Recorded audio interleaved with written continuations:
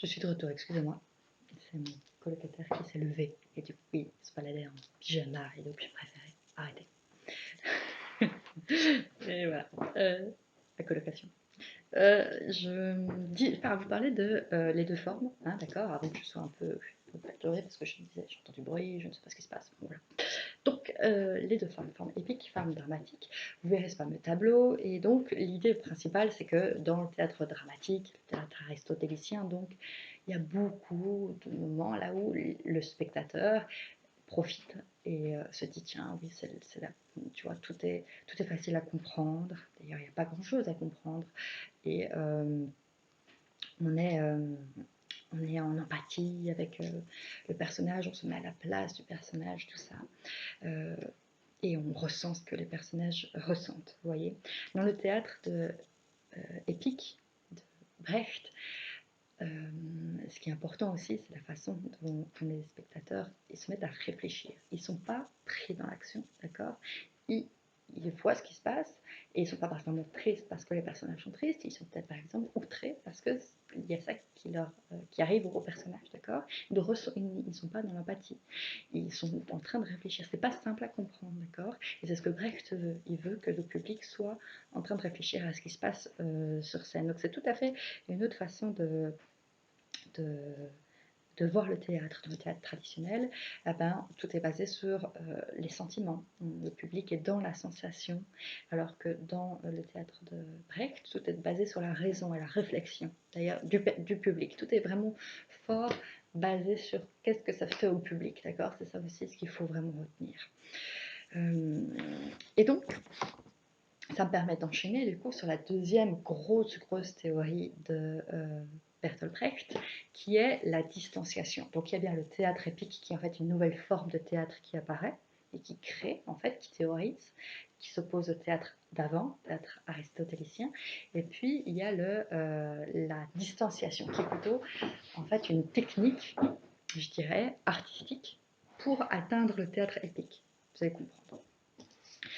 La distanciation, qu'on appelle aussi l'effet d'éloignement, c'est une traduction directe littérale de l'allemand, hein, se déroule en deux phases. Tout d'abord, donc en tant que metteur en scène, hein, eh ben, on va tout faire pour que le public se sente dans une situation connue. D'accord ? Donc on rapproche. Première phase, on rapproche le public de l'histoire. Donc, c'est-à-dire que, par exemple, dans Arturo 8, c'est une histoire qui se passe entre des vendeurs de choux. C'est des histoires basiques de vente de choux et de qui sera le premier vendeur de choux, qui aura le monopole de la vente de choux. Voilà. Donc, dans le sens où, si son public est particulièrement populaire, c'est quand même l'idée, hein, c'était pas les riches, eh ben, le public voit ce qui se passe et ils comprennent, d'accord. On n'est pas dans des situations lointaines, on parle pas de politique, on parle simplement de disputes pour le marché du chou. Ok, d'accord. Donc le public s'identifie, comprend ce qui se passe, c'est quelque chose de connu, d'accord. Donc dans l'effet d'éloignement, la première phase, c'est rapprocher le public de la situation, d'accord. Et dans la deuxième phase, on va, après avoir mis le spectateur dans une situation familière, on va l'en éloigner. Et on va l'en éloigner comment ? En mettant dans le jeu des comédiens, en mettant dans la scénographie, en mettant dans la mise en scène des choses pas normales, des situations qui ne sont pas réalistes. C'est-à-dire que les comédiens chantent, les comédiens dansent, les comédiens portent des masques bizarres qui ne représentent pas vraiment des êtres humains, d'accord. Et ça rend la situation insolite. Donc ça empêche le public de s'identifier. D'accord. Donc, malgré tout, et donc ouais, il y a ce mouvement là où le public comprend ce qui se passe parce que c'est une situation familière, il peut comprendre, et en même temps, il ne peut pas s'identifier parce que la situation est irréaliste.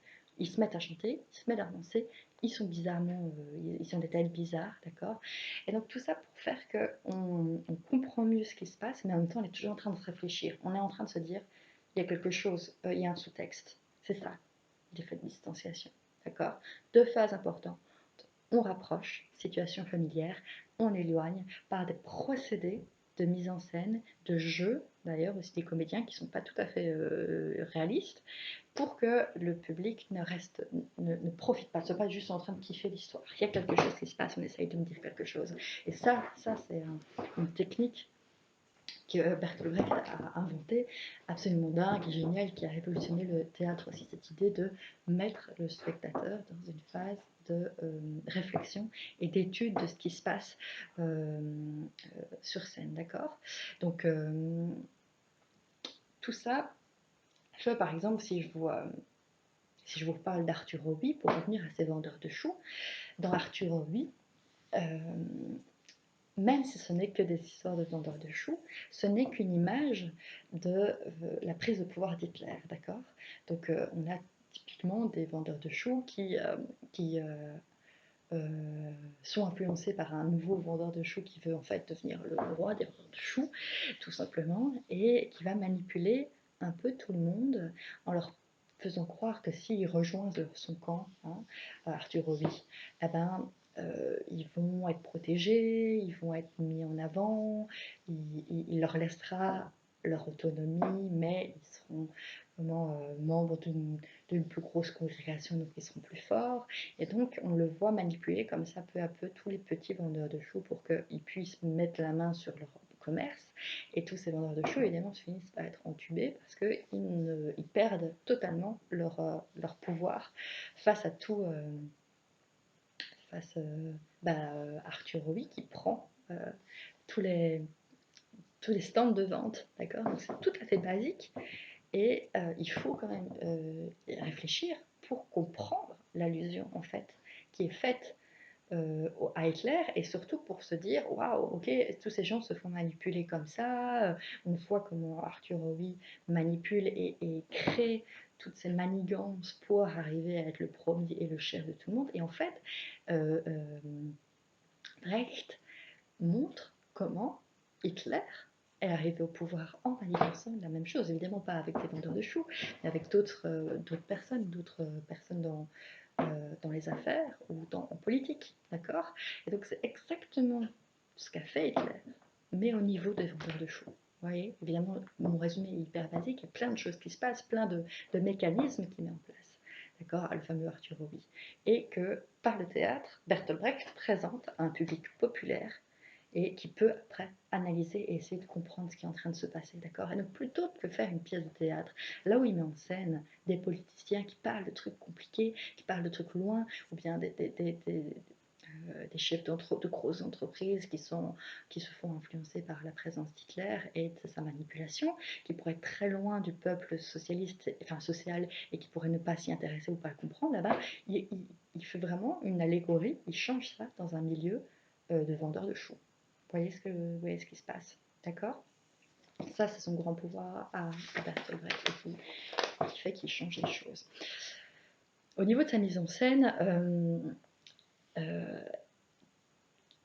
mieux, c'est que je vous mette un lien, il y aura un lien sous la vidéo qui vous montre une vidéo d'une mise en scène de Bertolt Brecht. C'est une mise en scène actualisée, parce que Bertolt Brecht, il n'a rien filmé, mais dans cette mise en scène, il y a, c'est une bande-annonce, une mise en scène, il est aussi de la refaire à la Bertolt Brecht.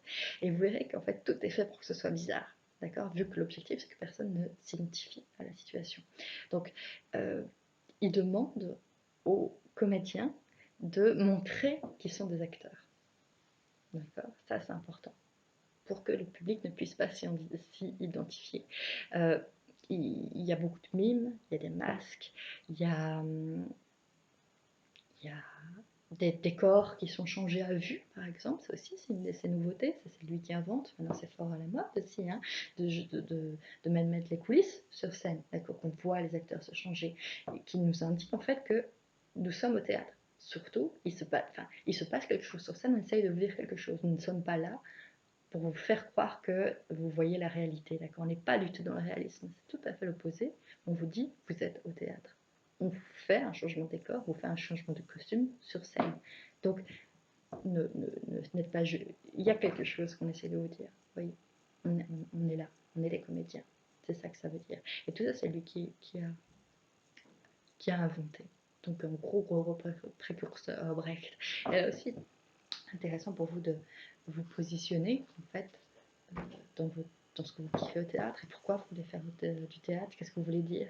D'accord, je reviens en fait surtout pour vous, hein, ceux qui veulent passer des examens d'entrée et avoir ces auditions avec les jurys.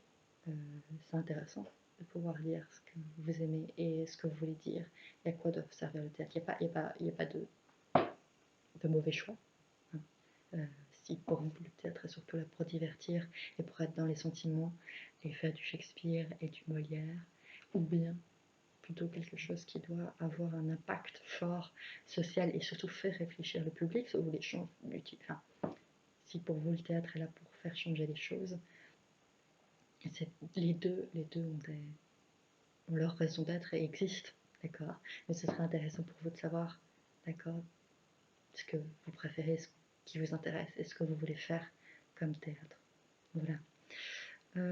C'est terminé pour le cours sur Bertolt Brecht. Donc je vous mets des liens dans cette vidéo, je vous encourage à aller voir. Normalement, au cours, il y a aussi une analyse de texte et une pièce à savoir qui s'appelle Tête ronde et Tête pointue. Une analyse super, c'est vraiment un moment que j'adore faire pendant le cours. C'est l'analyse de cette pièce qui est passionnante et qui est complètement dingue parce que voilà, je ne vous dis pas tout parce que j'aimerais quand même, si on reprend les cours, ça, le faire en classe avec vous parce que ça vous demande ça demande une interaction, ça demande de faire des lectures et de voir ce que vous comprenez. Et j'ai pas envie de vous donner toutes les clés maintenant de l'analyse du texte, d'accord. Donc je vous l'enverrai aussi par mail. Vous pouvez déjà le lire et voir un petit peu ce que vous comprenez dans ce texte, hein, d'accord, en se disant tout le temps, il y a quelque chose qu'on essaie de me dire, il y a quelque chose de plus compliqué, plus en lien avec son actualité, l'actualité qu'il vivait à cette époque, que simplement une histoire, d'accord. Et c'est ça qui est chouette à faire. Donc j'espère qu'on aura l'occasion de le faire en classe, cette analyse de tête ronde, des têtes pointues. La prochaine fois, nous irons, normalement nous passerons au théâtre de l'absurde. Vous le connaissez quand même vachement, vous avez vu une pièce qui va être beaucoup plus facile, hein, parce que normalement il y a aussi l'analyse de la cantatrice chauve, et tout ça, bah, on pourra le passer, donc c'est une bonne chose. On se voit une prochaine, enfin, vous voyez plutôt lors d'une prochaine vidéo. Bye.